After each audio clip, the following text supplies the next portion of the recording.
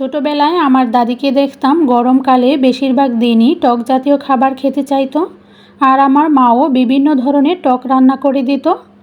আজকে আমারও একটু টক ডাল খেতে ইচ্ছে হচ্ছিল, তাই মসুর ডাল, পেঁয়াজ, কাঁচামরিচ, হলুদ, লবণ দিয়ে রান্না করে নিয়েছি। রান্নার শেষ পর্যায়ে এসে একটা কাঁচা আম দিয়ে দিয়েছি। আমটা যেহেতু বেশ কচি, তাই খুব তাড়াতাড়ি সিদ্ধ হয়ে যাবে। আম দেওয়ার পর 2 মিনিটের মতো আমি ডালটাকে জাল করে নিয়েছি। ফোড়নের জন্য আমি পেঁয়াজ রসুন ভেজে নিয়েছি, সাথে একটু আস্ত জিরাও দিয়েছিলাম। আপনারা চাইলে শুধুমাত্র পেঁয়াজ অথবা শুধুমাত্র রসুন দিয়েও কিন্তু ফোড়নটা দিতে পারেন।